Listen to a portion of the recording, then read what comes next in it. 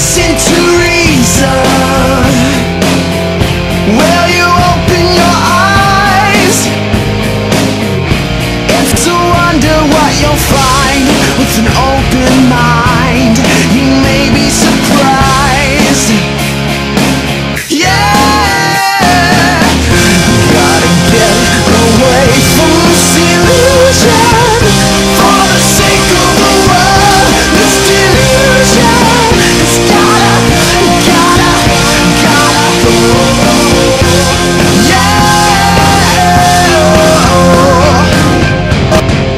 Hey everybody, welcome to another edition of the Atheist Experience Live. I'm your host, Matt Dillahunty, and joining me this week, Martin Wagner. Welcome back. It's been a little bit. It has been, yes. And normally we would go like straight to announcements, but we're making some changes because the show's shorter. So I'm going to give out the announcements a little bit later, also because we have a special guest on the phone, and then we'll shorten the announcements up and give you the website address here in just a little bit. This is a live public access show sponsored by the Atheist Community of Austin, a nonprofit educational organization promoting positive atheism and the separation of church and state. And you can find more information about the ACA at www.atheist-community.org. This week, right off the top, we are being joined by David Silverman, the president of American Atheist. How are you doing, David? I'm doing fine, Matt. Thanks for having me on your show. Anytime. I hear there's this huge convention coming up in April. Why, yes, there is, actually. Thank you for mentioning that. By the way, we do have what we're hoping to be the largest American Atheist convention in our history in Des Moines, Iowa, on April 21st to the 24th. We've got a tremendous roster of people coming, including you, Matt Dillahunty. Really? Yes, you will be there. How did you manage that? And you know what, Matt? You're going to be just awesome. I hope so. You're going to be just awesome. And we've got other people like Greta Christina is coming, J.T. Everhart, Tom Flynn, some guy named Christopher Hitchens is going to stop by. Yeah. Some guy named Lawrence Krauss is going to stop by, and some guy named P.Z. Myers is going to stop by. Who's that? Just these guys. Some internet crank, I understand. Somebody, Yeah. I guess they must be famous on the internet or something. So, But here's the kicker. And that's just the start of it. Paul Prevent is going to be there too. It's going to be 3 full days of programming, Friday, Saturday, and Sunday. And the cost, if you're a student, if you have a valid student ID, you can come to the convention for all 3 days for $20. right. So we're hoping to really attract some people with student IDs out there. The Secular Student Alliance will have a presence there, and we're doing a big push to get the young people out in Des Moines because people who live in Des Moines, they feel like they're under the thumb of Christianity much more than people who live in Newark, where we had our convention last year. And we are going to be putting up 5 billboards around the city of Des Moines called, and the billboards will say, "You know there is no God. We know you're right." And this is the promotion for the convention itself. It is. It's a promotion for the convention. And the first time we tried to put that up, the billboard company turned us down because, in their opinion, Des Moines is a Christian city. Outstanding. How did they come by this information? Yeah. Is it like in the charter for the city or something? You know, it probably is. They came through that. But, they're a private company, and we're not going to trash them for having their opinion. They can do whatever business they want to do. But I will tell you that the city of Des Moines is treating us very well. Good. They are showing us some serious hospitality. And we've got some big things lined up. We're going to have the world premiere of Matthew Chapman's new movie with Liv Tyler, called The Ledge. Okay. That's going to be at the convention. And I will also let you know that there is going to be a major announcement at the convention. I won't tell you what it is, but it's going to be really, really good, and it's going to be really important to the movement. Will you tell me what it is off the air later? Yes, I will. Oh, you're so nice. I thought you'd say no. I was expecting a no. So, yeah, I'm really looking forward to it. We've been talking about it a lot on this show, and I mentioned on Nonprofits as well. It'll be my first, I mean, I've been a member of American Atheist, but it'll be the first time I've gone to the National Convention, and so it's kind of odd that the first time I actually get to go, because I would have gone other times, I'm actually kind of on the bill. So we're looking forward to that, Beth and I both. And I'm looking forward to having you and to finally shaking your hands. Yeah, me too. And there's a bunch of other people that I've talked to and haven't met, so it's really good, and it's a good opportunity to get people together. I've gone to the Texas Free Thought Convention here, which is just getting bigger every year and is amazing. And I've been to the Amazing Meeting, speaking of amazing. But this will be my first chance to go to American Atheist Convention, and I'm just absolutely thrilled to not only be able to go, but to get the opportunity to address everybody and have a little chat. And we are absolutely thrilled to have you on, Matt. We're going to have we're going to surround you with stars. I hope so. It's just going to be a star-filled convention, and the intention is to motivate people to come out and to really hammer home the idea that Des Moines is not a Christian city, that there is no such thing as a Christian city, and that every city in every state has an atheist population that can be stirred. Yeah. And can be brought to a head. And right now we have more people pre-registered for Des Moines than we had attend Newark last year. Outstanding. Yeah. Nice. And the billboards haven't gone up yet. Well, I guess all right, I'll have to tell you afterwards, but I'm not going to sleep on the street this trip, so. I heard that the first hotel is already sold out and that you've moved to an offshoot hotel, so we're actually looking forward to a packed house up there. We are looking for a packed house, and the first block of rooms is overflowed, but the overflow hotel is still good, and it's walking distance. It's a short walk away. All right, give them the website so we can direct people with information. Thank you very much. The website is atheists.org, that's plural, and it's atheist.org/Des Moines or /convention. They're both the same. And you can go on and you can see the roster, the whole roster. It is a very impressive roster. We're very proud of it. And you can also donate to the billboard campaign to help pay for the 5 billboards that are going up that are going to sit Des Moines up on its ear. That's going to be fun, too. All right. All right. Well, thank you very much for having me on. And, Matt, I'll see you soon. You bet. Thanks, David. I appreciate it. Thank you. Bye. Bye-bye. So I don't have any other actual announcements because that's just way too big. That was it then. There's like Godless Gamers at my place tomorrow and stuff, and I'm sure we'll have like happy hours on Thursdays like we normally do. Yeah. All that stuff. You can go to the ACA website, www.atheist-community.org. There's a frequently asked questions page there, and I just realized I was looking at the wrong camera the whole time Dave was on the phone. Which that's is funny. okay. And they've been laughing at me in the other room. They usually do that, so it's not. And you can find out more information about ACA events, including blood drives, street cleanups, and everything else that we do. I don't know if you had anything specific you wanted to talk about, or if we just want to like start running through the lines. Well, we can start going through the calls, but I was just going to mention that I have every intention of making TAM again this year. I've been off for like 2 years. I haven't done it since 2008. Yeah, so I'm planning on going back, and I'll be trying to keep people, informed as to how that's progressing. And so if any Atheist Experience fans are going to be at TAM this summer, and you guys want to do sort of like a little Atheist Experience meetup at that time, I'd love to meet a bunch of folks out there as well. And Beth and I would love to go, but we think we've decided that we can't do TAM this year because of the wedding and all the other stuff. Other plans, yeah. And so Des Moines is going to have to tap you out on conventions probably. Yeah, but Yeah. Well, so you do Des Moines, I'll do Vegas. You bet. We'll split it up. We'll cover the whole, convention scene, as it were. And Martin will pose for pictures in all sorts of funny outfits. Mm-hmm. Guaranteed. Except for that one. Well, all right, most of them. That one itched. We've got, you want to go ahead and... let's do it. Pete in Green Bay, how are you? Very good. Good afternoon, guys. I love your show. Thanks for calling. I appreciate it. Thank you.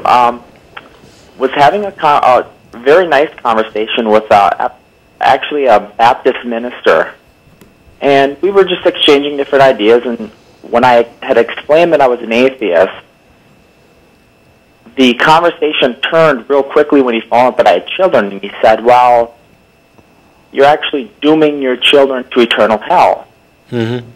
And I said, well, I actually don't think that, because my son, who's 5, if I executed him today, which of course I would never do something like that, but sure. I said, for sake of argument, if I did that, the gentleman admitted that he would go straight to heaven. I said, I'm willing to sacrifice my soul. Not a very good Baptist. Mm-hmm. Well, anyway, go ahead.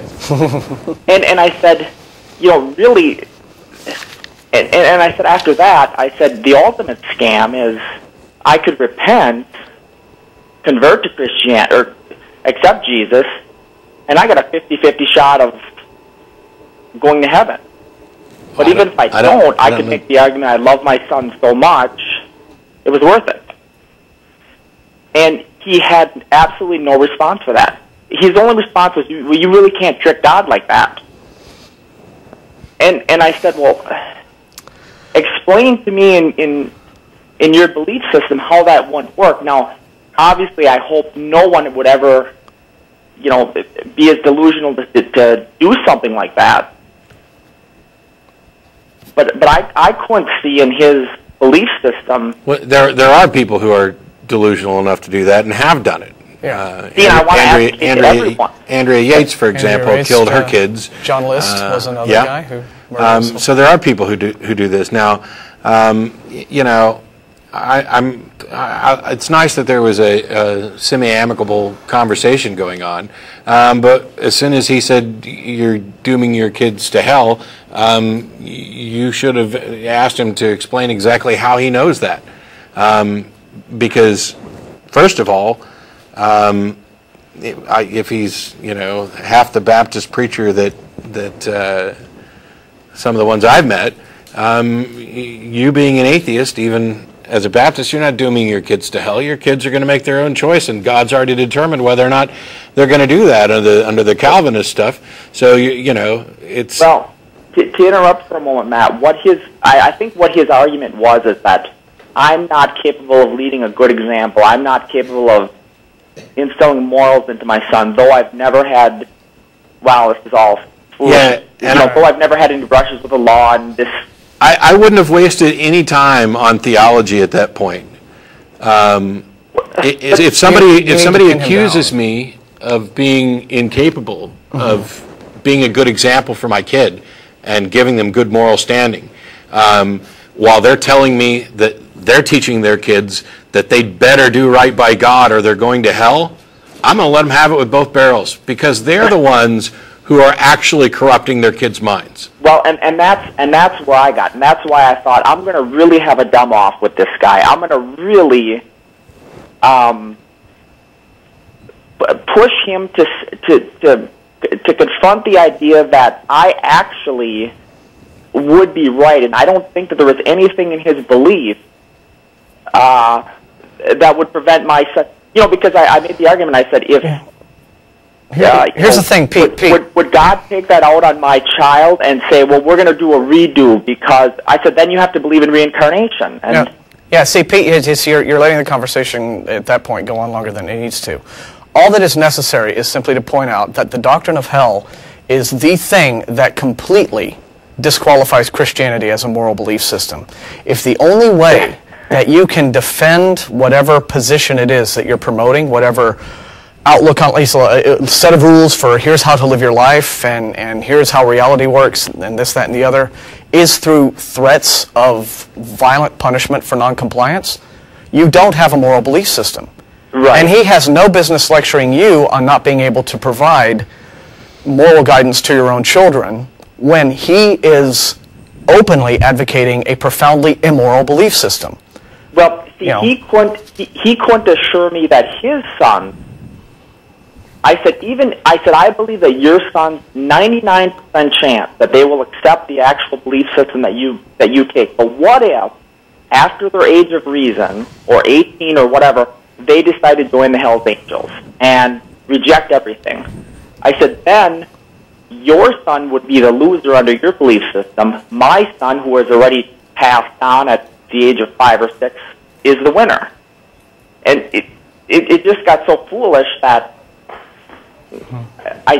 it's because it is foolish. Yeah, they've he got... really, you know, as a learned man in this belief system, he had no counter. He just, his only thing was, well, you can't fool God that way. And I said, well, you know. Well, when he says that, what you throw back at him is, okay, if God, ask him if he believes that God is omniscient. Okay, and if so, then you simply point out, well, then if these are the rules that God has set up, and I am an atheist and I don't believe in him, God already knows that this is the choice that I have made. And if he's Calvinist and he believes in predestination and all the rest of it, it's God's choice that I'm not a believer. My being an unbeliever is probably part of his plan. So then where's the fairness in punishing me for adhering to his plan for me, which is to be an unbeliever? Yeah, well, you see, he did admit that he did believe in free will, free choice. And but then he has to reconcile that with divine omniscience. Correct. So it's utterly it's logically bankrupt all the way through. The Christian idea of free will doesn't exist, but it's also absurd, this idea of because they look at it as, well, God's going to give you a free choice even though he already knows what you're going to pick, but God's going to give you a free choice, and if you don't pick what he wants you to pick, he's going to beat you up. Yeah. I mean, that's really what it comes down to. And it's not even worth arguing at that point. Yeah. Especially if after having a decent conversation, his only attempt to gain any headway was to try and make you feel guilty about how you're raising your kids. Yeah, emotional appeal. Exactly right. I'd be done with the conversation at that point because that person's beneath you. While I'll freely say that I'm, a better moral character than pretty much anybody in the Bible and the God included, and so is everybody else that I run into. Maybe this guy's not. Yeah. But anyway, I appreciate the call, Pete. Thanks a lot. Have a good day. All right. And of course, the common apologetic that you hear is, well, gosh, what was I about to say? God is not the one sentencing you to hell. You are sentencing yourself to hell by rejecting him. Yeah. And I say, okay, well, basically what that argument is exactly like saying, okay, if some thug points a pistol in my face and offers me the choice of getting shot or giving him my wallet, and I choose not to give him my wallet, have I chosen? Is it my fault that I got shot? Well, I mean, you're taking away the responsibility from the person who is actually, being threatening. So it's just doesn't work as a moral belief system at all. So we've got, is it Salem and Calgary? Yep. How you doing? I'm doing great. Hey, thanks for calling. You? Oh, we're pretty good. Thanks for calling. Right on. I was just wanting to ask you if you can prove to me that God does not exist. Define God. Define God. Okay, God of the Bible. If you're being extremely literal, I mean, it depends. I mean, there's a lot of different ideas about the God of the Bible. By and large, I may not be able to prove to you that a God doesn't exist. There are some gods that you can demonstrate don't exist because they raise logical contradictions or they're in direct contradiction to the known universe. If your idea of God is a God who created everything 4,000 to 6,000 years ago, then I think we could pretty much blow that one out of the water, as the universe is closer to 13.5 billion years old. There are other possibilities depending on how you want to actually define it. But there's not much point in actually going through and attempting to disprove all the various gods that someone could believe in, even out of the choices from the Bible, when it's their job to demonstrate that whatever they believe in is actually true. It's kind of like calling and asking me to prove that there aren't leprechauns or fairies. I don't have to do that. I can, depending on specific definitions, but there's no need for that. It has nothing to do with atheism. Yeah, the burden of proof for a claim always rests upon the person making a positive claim. So if Farmer Brown tells you that a UFO landed in his pasture last night, and stuck a flashlight up his rear end and does whatever aliens do. It's not your job to prove to him that that did not happen. It's his job to prove to you that it did happen. So.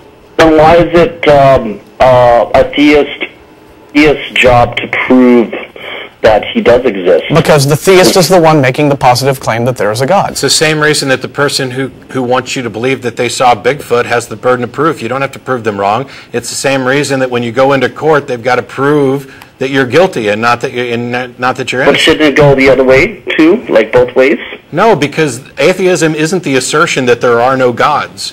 Atheism is a position of rejecting the God claims as unproven. There's a difference between I don't believe in a God and I believe there are no gods. Okay. Yeah. For example, if somebody comes up to you and says, I am a billionaire, I have $500 million in this bank and more money in this other bank, prove me wrong. Prove me wrong. That's kind of what you're doing. Now, in that case, well, we can look at the bank accounts and maybe we can find out some information. But the person making the claim is the one that has a burden of proof. Otherwise, you would put yourself in a position where you would have to believe everything. You would have to believe the God of the Bible, the God of the Quran, the various gods from Hindu religions. You couldn't eliminate any religion as being wrong because you would be putting yourself in a position where you would have to accept them until they could be disproved. So the default position is to reject the claims until such time as there's evidence to make them believable. But the whole concept of God, the whole concept of an existence of a being, a higher being, came from the Bible. No, it didn't come. No, it didn't. There were religions a long time before the Bible came along. I mean, the Bible itself, in its current form, the Bible that we have is less than 2,000 years old. Human civilization is about 10,000 years old, and there have been gods that whole time. There were religions long before anybody ever wrote down the stories of the Jewish tradition. Have you heard of ancient Egypt? Have you heard of ancient Babylon and Assyria? They all had their gods. They all had religion. They all had higher beings. I mean, the Bible, if it's taken literally, and you work the dates out,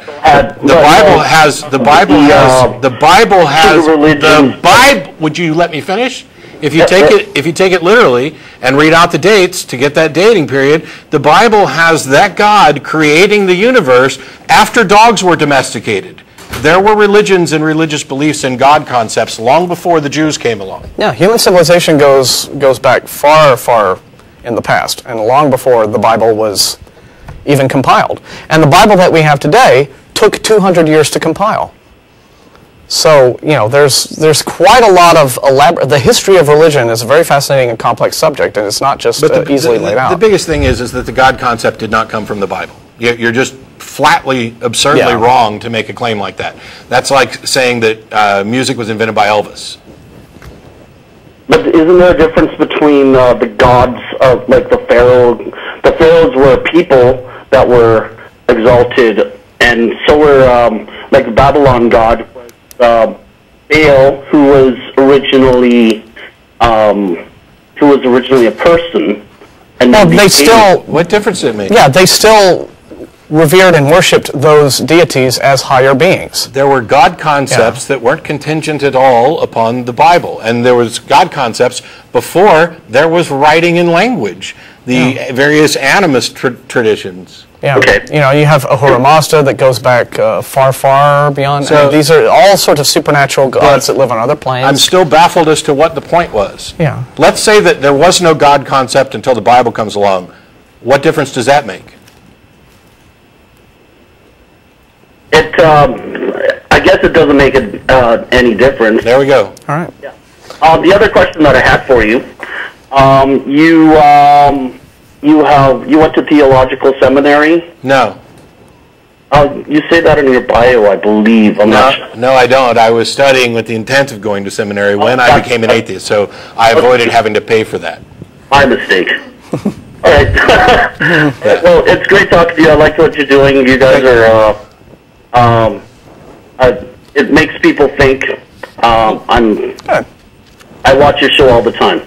Well, thank you very much. Thanks a bunch. You have a good day. Have a good day. All right. Bye. Mm-hmm.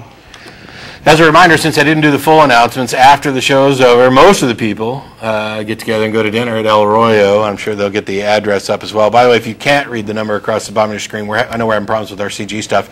It's 512-472-2255. But don't be surprised you get a busy sign because all 4 of the lines are full and have been since. You know what I would like to hear this show? It may be hard to get it in here in the last half hour, but I would like to hear an argument from a theist or a Christian. That is new.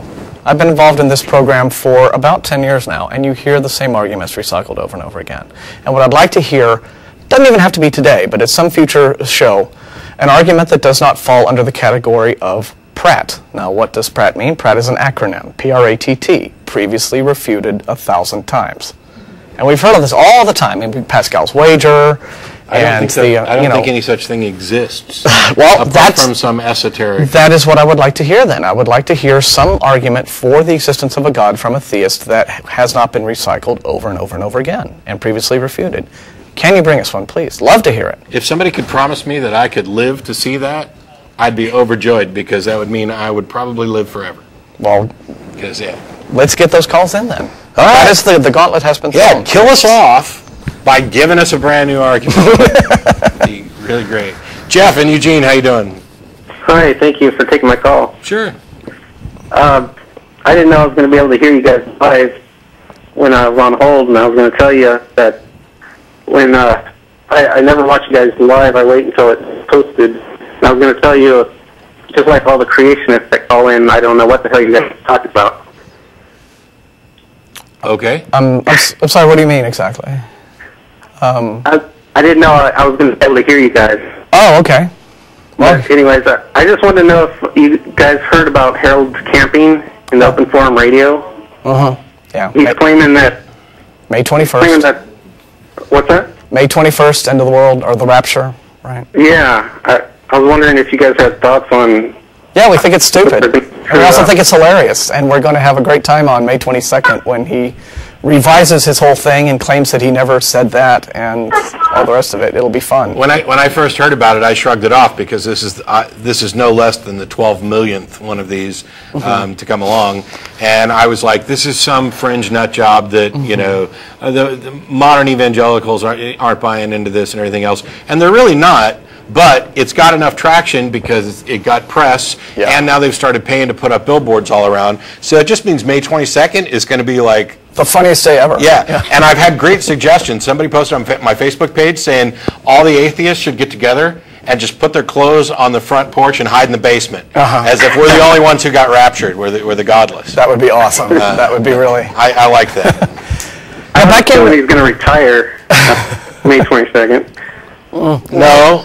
I have a feeling he's not, and I'll tell you why I think so. It's because none of the rest of them have. Yeah. It's always been, well, except for Jim Jones or somebody who decides to kill everybody off, but they revise their stuff. Look at Peter Popoff, who was demonstrated as a huge, horrible fake using. He got exposed by James Randi on the frickin' Tonight Show, and he's back and making more money than ever. Yeah. Now I can't prove to you that. Sorry. I can't prove to you that he's still a fake, but I got no reason to think otherwise. Given his history. It's just, it's embarrassing. It's an embarrassingly sad testimony to the poor memory and the gullibility of the population that this guy is making money hand over fist, and I'm trying to scratch together money for. Yeah, I know. We're in the wrong line of work. I know. We're too damn ethical. Doesn't pay. God told me. What's this I'm hearing? Speak up, honey. You can do it. You can do it. God told me you've got a bunion on your toe. Yeah, it just drives me crazy. It's a big waste of time. Now, 10 years ago, back on just all the people that are going to get fooled by this. I'd like to see them. I don't know how they got away without having criminal charges brought against them last time. I'd really like to see criminal charges. I'd really like to see the bunco people go after the, well, I was going to say fake psychics, but is there any other kind? And from the Department of Redundancy Department. About 10 years ago, like 99, I think, Jeff D on the show every week started doing his rapture report. Yep. Because these were coming, end of the world predictions were coming in hard and heavy and fast. As the calendar was about to flip over, and everybody was having a really convenient number for it. Yeah, And it's interesting. Every week he would have like 7 or 8, seriously. And then what was interesting was, year 2000 came along and the world forgot to end, and so these started. It started to slow down a bit and then picked up again because Christians apparently got wind of, oh wait, the 21st century actually starts in 2001 because of the calendar you count back. There was no year zero, calendar started. So then we had this whole new round of rapture predictions for 2001, and then 2001 came along and the world forgot to end, and so then it just started trickling off finally. But it was just funny to see. I agree with you. I mean, it's if either under the RICO Act or something. It is just such a fantastic con that is going on with these religions, and it's a disgrace, really, what they we'd quadruple the deficit trying to chase after all the cons that are going on right now. Everything from the special fancy bracelets with magnets and crystal power, and then the anti-vaxxers, and it's just nonsense. It's just way too much. It would be so much funnier if people aren't getting misled and doing crazy stuff like selling their land and drying up their savings account. Yeah, when I hear about old grandmothers eating cat food because they gave all their money to the psychic down the street to get rid of some curse, I'm not prone to violence, but if you push hard enough, I might make an exception. I mean, it's just on the one hand. You can look at some things as okay, lesson learned, and everybody's going to get ripped off out of something at some point, and you write it off as a lesson. But when you have people whose business it is to continually rip people off, and you don't go after them, basically the only area where there's 2 areas where this happens, but the biggest area where this happens is religion. And it's because we live in a society that is pretty much, no, we can't say or do, there's no way to know whether or not they're really, there is, we can test it, and you know what, we tested prayer, guess what, it succeeds at the exact rate of chance. So far, amputees not regrowing limbs. I don't really know, I think Christians' divorce rate's higher. Any standard by which you would want to measure this, religion not only fails, but fails miserably, and it doesn't matter which religion you're actually looking at. With a couple exceptions, Buddhists generally tend to be happier. Well, sit around blissing out all day. If I sat around and my whole goal was to eliminate suffering and get my head in a space where I was no longer stressed out by anything, I'd probably be a little happier too. But it says nothing about the truth of any supernatural claims, which aren't necessarily. Anyway, I'm way off track. Well, it's a P.T. Barnum's whole thing, right? He one born every seriously underestimated birth rate. Yeah, I got that from Team Trade. I just messed it all up. One born every picosecond. Thanks, Jeff. But thanks very much for your call. Appreciate it. Keep up the good work, guys. Do our best. I'm evidently not functioning today, so I'm just going to let you do this next call while I sit here in silence and try to meditate. You're going to get Zen. You're going to get into touch with your Buddhist self. Yeah. And you're just going to be at peace. So we've got Anna in Nashville. How are you? Anna, hello. Hello. How are you? I'm okay. So what would you like to talk about today? I actually have 2 questions, but I'm only going to do one, and then I'll save the one for next. I am actually a theist. Okay. A polytheist, actually. Oh. You probably don't get many of those. But my question is about religious atheists. Do you think atheists can be religious with their lack of belief in a God? Religious about the lack of belief? You mean in terms of... No, they have a religion, and the religion does not include a God concept. Oh, well, there are, for example, Buddhism, as we've just been talking about, is technically, I guess you could say, an atheistic religion. The Raelians, I guess, technically would be atheistic because they worship aliens, and they've just replaced God with aliens. So they don't have a supernatural deity they worship. So maybe if you stretched it, you could call that atheistic. So yeah, there can be religions that are atheistic, but atheism in general is, the rejection of theistic claims.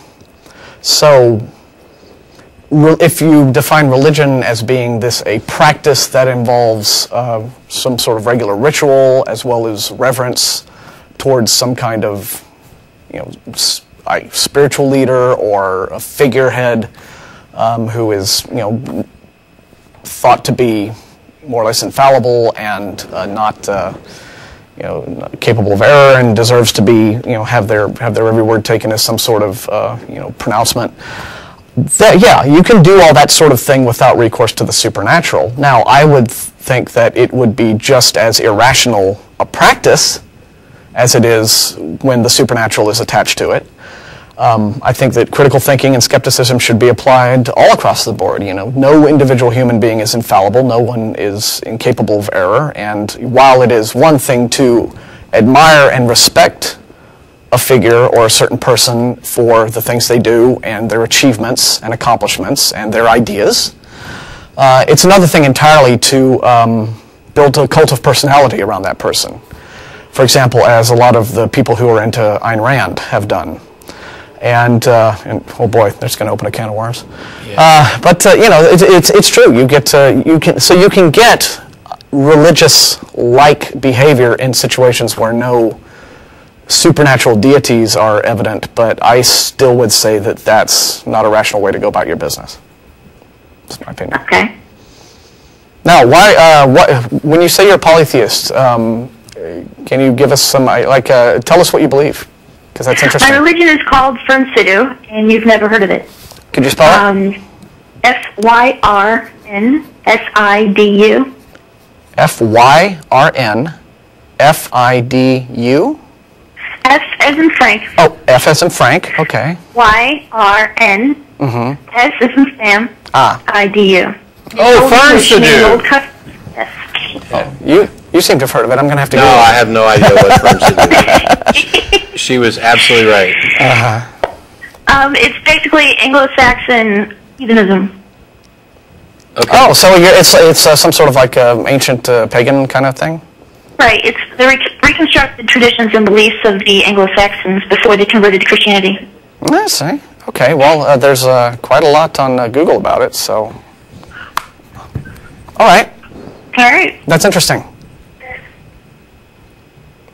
Also, could Matt tell me, no, you're done? No, you're done. Thank you, Anna. Yeah, evidently... Fellowship of Anglo-Saxon Heathenry. Boy, do that once or twice and everybody wants you to... Well, it does sound like it's more fun than what the Calvinists get up to, Anna. I'll give you that. So, anything that involves dancing around naked, we can get behind that. That's fine. So... Well, we wish you much joy of it. Sacrifice, anything, nothing like that. No. Is it Farid in Denver? Yeah. How are you? I'm good. It's an honor to finally talk to you, Matt. Thanks. So, basically, I was just going to mention just a big frustration I've kind of had with theists, and that's how they kind of control the language. Like, you'll have a discussion with them, and then after about 2 seconds, they'll cut you down and act like you said some kind of absolute claim. But then when they explain their point, they pretty much do the exact same thing. I don't know if I'm explaining that right, but... No, yeah, you are, and we've noticed that. I actually had something similar to this in a discussion, an email, where somebody had said they were in a discussion with a Christian who pretty much ended the conversation by saying, well, you really do believe, you just, won't admit it. And they were wanting to know how to deal with that. And I was like, well, ask them how they would feel if that had been what you said. That you really, obviously, it's obvious to me that there's no God. You're just afraid to admit it. And see, would they be convinced by that? Would they be upset by that? Would they be irritated? I mean, it's not an argument, it's not a claim, it's just a conversation stopper. It is an arrogant, stick your fingers in your ears, nya, nya, nya, nya, nya. And the number of times that sort of thing happens from the theist, directed at the atheist, is staggering. And you know why it happens? It's because they know there's no God, they're just afraid to admit it. Exactly. And I think the problem is that people just don't think rationally about simple things. And I know you guys don't talk about politics a lot on here, but I really see that in the Republican Party. I really see people don't want their beliefs to be.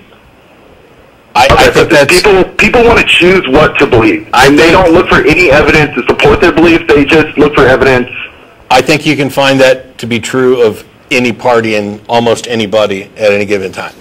But not to the, I wouldn't say to the same degree. You don't see Democrats going around with birther claims, or you don't see Democrats I see them going around with some stupid claims on occasion. Maybe not the birther. Maybe not stupid. Stupid claims, but that's not the basis of their party, and I think they can't get away with it to the same degree for the simple reason because their base isn't kind of practicing those ideas. I won't completely disagree with you, but I'll say that it has nothing to do with the show, and I don't necessarily buy it. Yeah. Although, put it this way, you are right. You know, the Christian right does lean towards the Republican Party. That's correct. And the Christian right is the one that really seems to like to stir things up and make trouble. So that is true, yeah.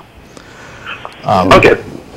So, and I was just going to ask one other thing. It's kind of off topic, too, but I was just wondering, have you guys seen the new Tron Legacy movie? I have not. Yeah, I was watching that, and after about 2 times, if you kind of watch it, it seems like it's really about religion, but not maybe in a religious sense. Okay. And I think it's kind of interesting. It might be a good point for discussion next week if you guys have a chance. Yeah, I want to watch it, so don't say anything else about it. Yeah, no spoilers. Okay. All right. Thanks. Thanks, man. Thank you. All right. Yeah, I think I found Anna. I'm looking at this Fernsidue blog here. And I think it's just... You're checking out blogs while we're on the show? Well, I'm learning about Fernsidue. I am expanding my horizons. This is why we don't get paid to do this, because I'd have to dock his pay. Oh, look, study. I think, yeah. It's relevant study. I'd have to give you a raise. Yes. I'm so glad we're not getting paid for this. The ACA research team is on the job here. See, that's it? I mean... It could be. Yeah. Maybe it's something tilde. made up. We got Dillon in Birmingham. How you doing? Hey, I just had some questions. I've been arguing with some of my friends that are theists. I live in the middle of the Bible Belt, so it happens pretty often. And it's really difficult to disprove their claims because of their closed-mindedness. Like, the way they're taught in Birmingham is just beyond anything I've seen, like, anywhere else. The Deep South. Like what? Like, they just come up with reasons from nowhere to believe. I mean, like, all the arguments you've heard from everyone else put in one person. Like Eve. Yeah. So, there were a couple of questions I had about the arguments they made back. Sure. So he said that since the universe came from a single point, that point had to be created by God. Okay. And that... How does he know that? Well, he said that since there's no other explanation... Oh, okay. That's called the argument from ignorance fallacy. And that is basically... I'm going to believe this, and I'm going to assert that it's true because you can't prove me wrong. The fact that he can't come up with he can't personally think of a better explanation has no bearing on whether or not that's true. That's like saying, you got the Peter Sellers as the Pink Panther walking in and figuring out that it's the maid just because he can't think of anybody else. I mean, that really is that dumb. Yeah. Yeah. Also.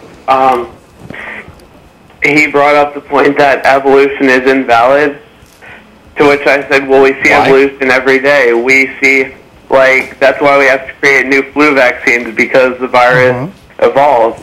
And he says, well, yes, that's true, but we've never seen anything that has macro-evolved, like, and that's just flat false. From one-cell organism. Sure. And that's just flat false. Well, if we're talking about nonsense like getting bigger from one-celled organisms, already neither person really understands what evolution is saying. But speciation's been observed, and you can't spend your time trying to refute things from people who have no idea what they're talking about. You have to take a step backwards and say, okay, set aside this subject, which you are clearly not qualified to talk about, and I'm not qualified to talk about. Let's actually discuss what it is that you believe and why. And if I'm not convinced by what your reasons are, then we need to have a discussion about how one becomes convinced. What sort of evidence is required? When does a claim become believable? And why is it that you seem willing to believe something for reasons that I cannot and could not? And by the way, you don't believe competing claims for the same reasons that I'm rejecting your claim, you reject the claim of the Hindu and the Muslim and everybody else. So unless you can come up with, and you need to challenge them to come up with a justification for their belief that is specific to that belief, that meets a standard of evidence that allows them to say this is true in the face of these competing claims. And unless they can do that, the conversation's over. I tried to take it that way, but what he said was that the Bible is the only religious book that talks about a God that doesn't have contradictions. Google Bible contradictions. Oh boy. It'll take you. There are contradictions right from the very beginning of Genesis, right? I mean, Genesis 1 has one version of the creation story, and then Genesis 2 offers a completely different version of the creation story. Yeah, so he obviously doesn't know his Bible either. But even if it had no contradictions, that's still not a good argument. Yeah, that would not be the thing that would prove the Bible true. You know what else doesn't have contradictions? The blog post I made yesterday. Oh. Does that mean I'm God? I mean, does that mean it's supernaturally inspired? Yeah. Anyway, I gotta let you go because we're running short on time. There's a couple other calls I want to get to, but thanks a lot. Thank you. And I strongly suspect your friend doesn't know anything about fern Sidhu either, so they could have a very consistent, mythology behind their thing. So is he going to say that's right? I don't know. Probably not. So we got, is it Cesar in Queens? Yeah. Hello. How you doing, Cesar? Yeah. Thank you. Thank you for taking my call. Sure. I have I totally believe that you need evidence. When you believe something, you need evidence to support it. Cool. Not just blind faith. And I presented a small list of reasons why I believe in God. Okay. And I'd like to read it out real quick. Okay. All right. There's Jesus Christ, the near-death experience, the finely tuned universe, the intelligent design for explaining the origins of life. I believe life comes from life only. Information can only come from a mind, not from matter.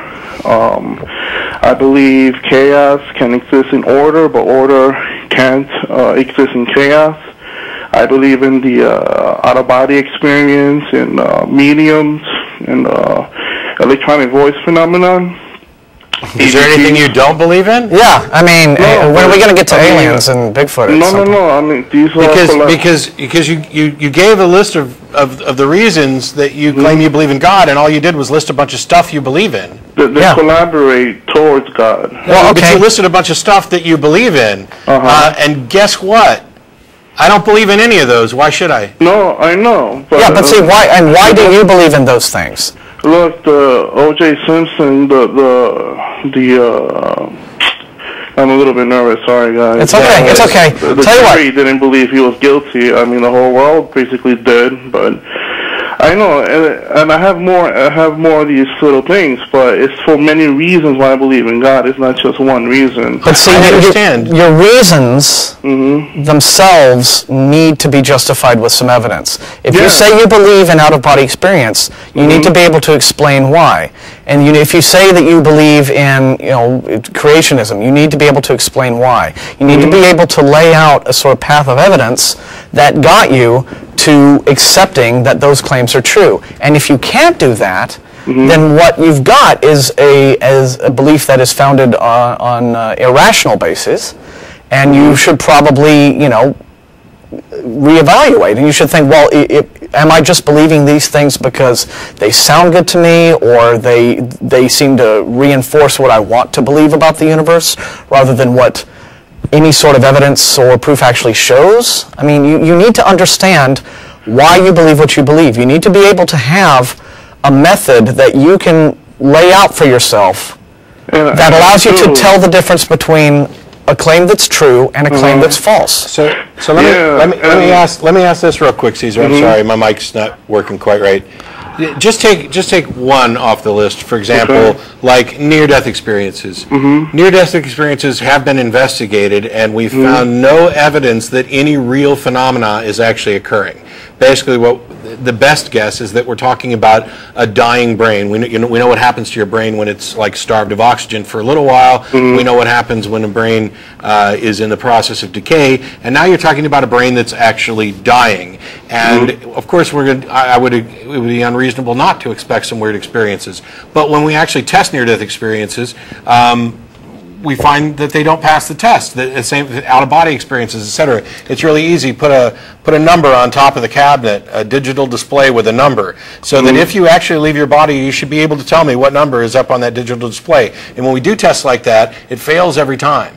So is it more likely that this is a that there's no real phenomena here in the manner that they're speaking, and instead we're just talking about brains fantasizing and putting together pieces in the same way that we build memories. Our memories are incredibly fallible, and so you've got a brain that is in an abnormal state, and when you are revived, you come to and you start feeling normal, your brain is trying to piece together memories of what happened when it was working right and when it was working wrong.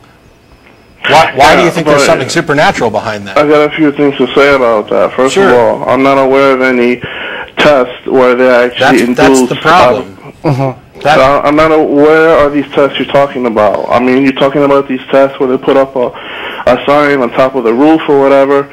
I'd like to know where are these tests taking place at. Sure, and you can start searching the internet at a million different skeptical... Wait a minute, you personally don't know? I don't have every study memorized. If that's a problem for you, I'm very, very sorry. But if I think it's incredibly dishonest of you when I point out the fact that there are studies and that you can go look at these, and I'll be happy to look some up and give you an email if you send an email address and email them back to you. But if your objection is that I don't have these memorized off the top of my head, that's not my problem. It's not my problem that you are unaware of things that are real while believing things that aren't. No, that's not my argument. I was saying that I'm not expecting you to have detailed information of every test. I'm just saying because I'm aware of these claims. A lot of scientists make these false claims that they debunk. Like who? Like who? What scientist has made a false claim about out-of-body experiences? Well, you don't expect me to have all the details. Well, I mean, again, no, you're making a claim. They're saying I'm not expecting Matt to have the details either. I'm fully aware that there's these scientists that do these tests. Okay, you just said you're fully aware. So which of the scientists have made false claims? Well, I'm trying to get you've now made a claim. I want to make sure that we're fair. You're saying that you are aware of scientists who have made claims and that these claims are false. How do you know that their claims are false? Because by the nature of the tests they've done, you go into the details of how they conducted these tests, and you see that they're improper. How are they improper? Well, give me an example of an improper test. Well, first of all, like they have in one hospital in America, just one hospital, they have a sign on top of in the ceiling of the room where a lot of patients die in heart attack natural causes. And out of that one little exam, they haven't found a person who had a near-death experience. I mean, so you're basically saying that you've come across one of the studies that I was talking about, and you're claiming that it's false. Because that's such a narrow net. How can No. I said there were studies. You wanted me to cite one, and now you're saying you knew about one. You just don't believe it, and you don't think that the protocol is good because it's too narrow. No, well, hang on, Cesar. Guess what? That's too damn bad. Really? If the test does not produce evidence, then you don't have evidence for the claim. And until you actually come up with evidence for the claim, a test that does pass, there's nothing wrong with this test. And I guarantee you that if one person had an out-of-body experience there and mentioned that sign, you would not be claiming that this test is in any way faulty. That is dishonest. It demonstrates the bias. It's a confirmation bias. You are looking for the information that confirms the nonsense that you already believe, and you are rejecting the information that challenges what you already believe. That is not an honest assessment of a claim. No, there's a reason why I don't believe... The test itself, it can work. But the reason why it hasn't produced anything is because it's so narrow. You might have to wait years, decades, centuries. But there's only one room in one hospital in the entire country. But if it's an out-of-body experience, then it still should work, right? I mean, a person should be able to float around. Well, who knows when? 10, 20, 50, 100 years? And you know so what? So now what you're doing is a fallacy called moving the goalposts, right? It's you get a study that doesn't give you the results you want, and now you're saying, oh, well, we're going to have to study this for centuries. No, the thing is, that's why the test. That's why I think the test is improper. No, Cesar, the test is proper. Your objection is that they're not doing it in enough places, but you don't know how many places they're doing it. You have no idea how often this is being done. Neither do you. And yet, and it doesn't matter, because if it takes 1,000,000 years before we get a result, then it takes 1,000,000 years before the claim is believable. If you believe it before then, you are being irrational. You are accepting something without evidence, which is by definition irrational. And that is just one tiny aspect of the near-death experience. There's a whole lot of it I could get into. Well, anyway, you were wanting an example of a study. I just pulled one up right here. You can find but that's just one criticism. And there's a whole body of work in near-death experience. Using virtual reality goggles, a camera, and a stick, scientists have induced out-of-body experiences, the sensation of drifting outside one's own body in healthy people. This is published in the journal Science in 2007. Okay. When people gaze at an illusory image of themselves through the goggles and are prodded in just the right way with the stick, they feel as if they have left their bodies. This would seem to demonstrate that what people call out-of-body experiences is a neurological phenomenon, not a supernatural one. The research reveals that the sense of having a body, of being in a bodily self, is actually constructed from multiple sensory streams. And you know what contradicts that evidence you just told me? What? Is that when a brain is dying, it's starved of oxygen. It's not working properly. You're not even supposed to have any hallucinations or dreams. That's how do you know that? Have you ever died? What are you saying? Are you an expert now that you know you're not supposed to have hallucinations or dreams when the brain's dying? When actually that's exactly what nonsense. When the brain is breaking down, you can have random nonsense that doesn't make any sense. You could be seeing colors and yet you're noises. convinced. And yet you're convinced that when this brain completely breaks down, everything repairs itself as the soul goes off with the memories that are gone. And no, it doesn't repair itself. It's not broken. It's dying. It's not broken. Okay. If it's dying, it's not broken? So it starts working again afterwards? I think you need to reevaluate. I tell you what, Cesar, I'm pretty much done. Yeah. I really am. You make a list of things that you believe, and when we point out reasonable objections to him, you've got a complaint for everything. And I got two reasons why I'm not an atheist. I haven't gotten to that part yet. I got one reason you're not an atheist, but go ahead. Okay. Atheism makes no positive arguments for godless reality. So what? Yeah. What difference does that make? All right. And the other reason is science makes no claims for a godless reality. So then I'm asking you or anybody really, why should I be an atheist when I can be a Catholic or a Christian or whatever? Sure. Why should you be a Catholic instead of a Muslim? Why should you be a Catholic? That's a genetic fallacy. Don't go there. I'm well aware of these arguments. I'm not talking about the genetic fallacy, and don't tell me not to go there. I'm asking a question. Because I was born in America. You want to know You want to know why you should be an atheist and not a Catholic. And my answer is because there's not sufficient evidence to believe Catholicism is true. And if you care at all about whether or not what you believe is true, you cannot reasonably be a Catholic or anything else. And that's the end of the show. We're out of time. I apologize. There's Liz to the crew. Thanks to Martin. Thanks to Dave Silverman for calling in. Remember the American Atheist Convention, and there'll be people at dinner at El Arroyo shortly. Bye-bye.